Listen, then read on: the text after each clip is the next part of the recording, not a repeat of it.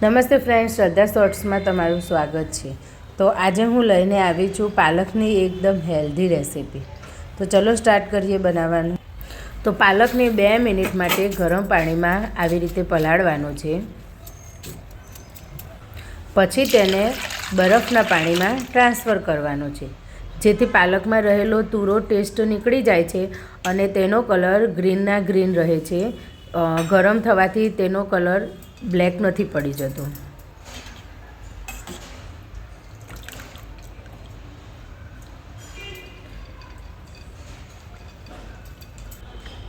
તમે જોઈ શકો છો મિત્રો, આપણો પાલક ગ્રીન જ છે। પછી તેને એક મિક્સર જારમાં લઈ લેવાનું છે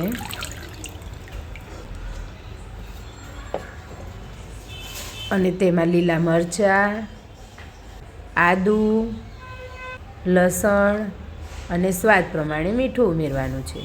પછી તેને ગ્રેવી બનાવવાની છે। પછી ઘઉંના લોટમાં સ્વાદ પ્રમાણે મીઠું અને તેલ નાખીને લોટને કરમવાનો છે। પછી તેમાં આપણે કરેલી પાલકની ગ્રેવી અંદર ઉમેરવાની છે અને એ ગ્રેવીથી જ લોટ બાંધવાનો છે। જારમાં થોડું પાણી રેડીને હલાવીને બધું પાણી યુઝ કરી લેવાનું છે। આ રીતે આપણો સ્મૂથ ડો તૈયાર કરવાનો છે। ડોને થોડો મસળવાનો છે। પછી તેના ઉપર તેલ નાખીને તેને મસળવાનું છે બરાબર।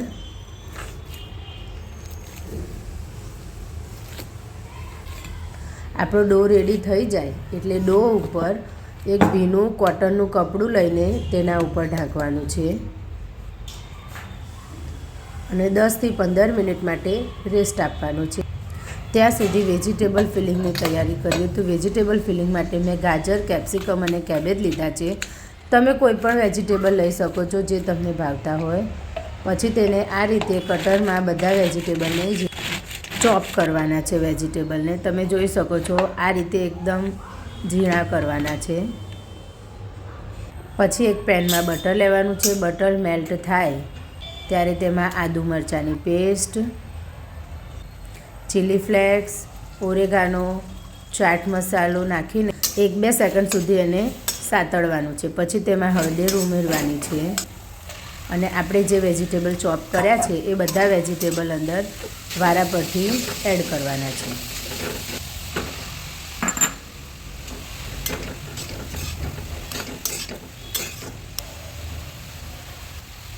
લાસ્ટમાં 2 પોટેટોને બોઇલ કરીને મેશ કરવાના છે અને લાસ્ટમાં વેજીટેબલમાં ઉમેરવાના છે, જેથી તેમાં રહેલું બધું પાણી ચૂસાઈ જઈને આપણી ફિલિંગ એકદમ સરસ ડ્રાય રેડી થાય।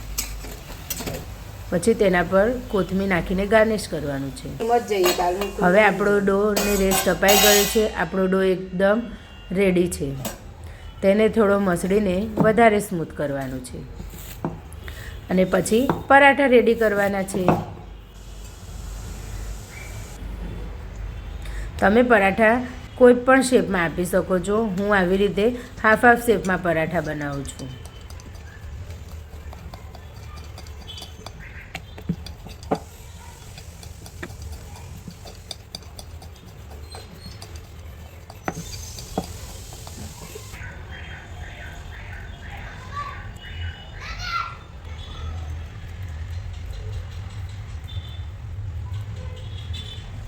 આવી રીતે વેજીટેબલ ફિલિંગ પથરાઈ જાય પછી છોકરાઓની ફેવરેટ ચીઝ છીણવાની છે। તો મિત્રો, ચીઝ ઓપ્શનલ છે। ચીઝ નહીં નાખશો ને તો પણ પરાઠા ટેસ્ટી જ લાગશે।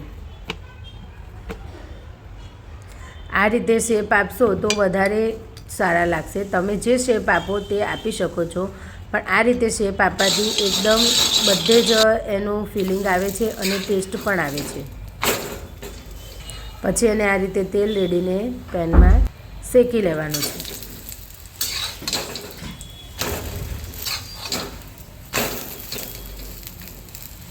તો આપણા પાલક vegetable healthy and tasty paratha ready. Enjoy. અને હા મિત્રો, પરાઠા ખાતા ખાતા મારી ચેનલને લાઇક, શેર એન્ડ સબસ્ક્રાઈબ કરવાનું ભૂલતા નહીં। તો જલ્દી મળીશું આવી નવી જ હેલ્ધી રેસીપી સાથે। Thank you.